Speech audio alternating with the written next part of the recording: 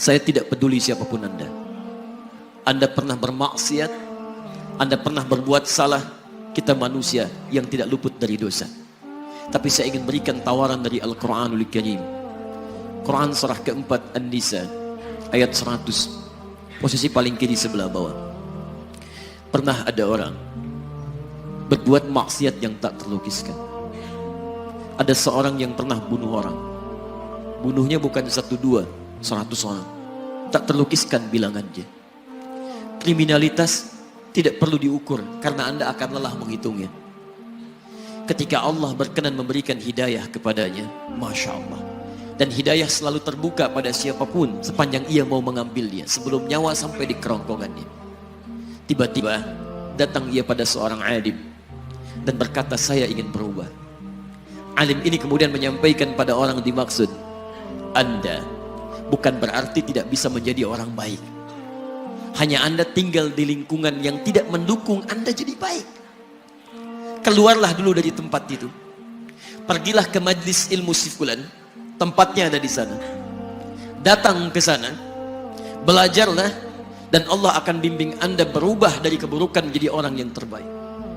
Didengarlah nasihat alim ini. Berangkatlah orang dimaksud, menempuh perjalanannya. Tiba-tiba Masya Allah, belum sampai ke tujuan, di pertengahan jalan, konon disebutkan lebih sejengkal, tiba-tiba maut datang menjemputnya. Thumma yudrikul maut. Apa yang terjadi? Langkahnya dihitung sebagai ibadah. Dalam terapnya dia beristighfar, tobat kepada Allah subhanahu wa ta'ala. Taubat yang menghadirkan cinta Allah subhanahu wa ta'ala. Quran surah kedua ayat 222 di ujung ayatnya. Innallaha yuhibbut tawwabin. Allah mencintai orang-orang taubat. Dan cinta Allah menghadirkan ampunan bagi seluruh dosanya. Quran surah ketiga Ali Imran ayat 31, paling kiri sebelah atas. Qul in kuntum tuhibbunallaha fattabi'uni yuhibbukumullah. Allah cintai orang yang mau taat pada Rasulnya. Lihat, ketika Allah mencintai seorang hamba, wa yaghfir lakum dzunubakum, Allah ampuni seluruh dosa-dosanya. Derap langkahnya menghadirkan istighfar, taubatnya menghadirkan cinta Allah menghadirkan seluruh ampunan bagi dosa-dosa yang ia miliki. Maka apa yang terjadi? Di tengah perjalanan maut menjemputnya, thumma yudrikhul maut faqad waqa'a ajruhu 'ala Allah. Dan pahala diberikan kepada orang tadi. Di jalan, maaf, maut datang, taubat diterima, dosa diampuni, dan amalan didapati dengan derap langkahnya. Maka apa yang terjadi?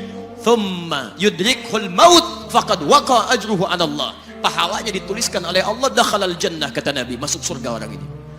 Anda bisa bayangkan, pernah bunuh orang 100 orang, mabuk tak terlukiskan, kriminalitas tak perlu dihitung. Ketika dia mau bertobat, datang ke majlis ilmu, Masya Allah, meninggal di tengah jalan, kata Nabi, dakhalal jannah. Bertobat diampuni dosanya, derap langkahnya ada pahalanya, dakhalal jannah.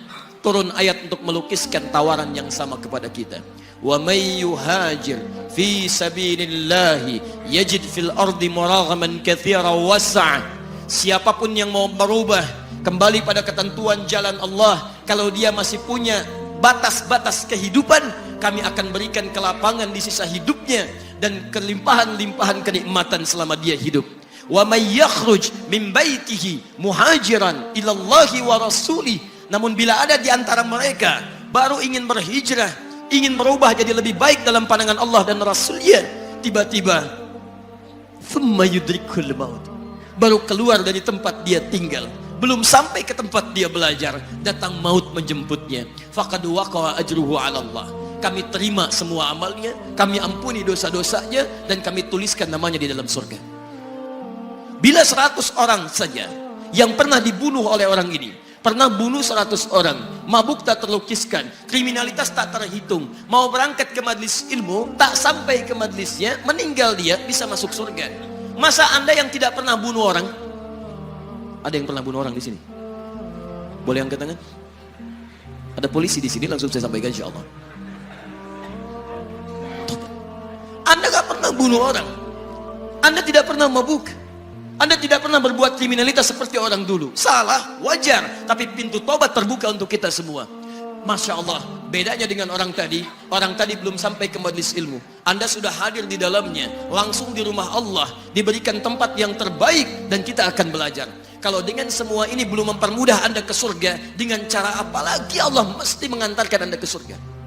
Kalau dengan duduknya Anda di sini belum mau juga bertobat, dengan cara apa lagi Allah harus membimbing Anda bertobat? Kalau dengan seperti ini belum juga Anda taat kepada Rasul, dengan cara apa lagi Allah mesti meyakinkan Anda untuk taat kepada Rasulullah SAW? Karena itu teman-teman sekalian, mari kita pelajari ilmunya, dan dengan ilmu itu akan membimbing kita insya Allah kembali kepada Allah sampai mengajak keluarga kita ke surga insya Allah.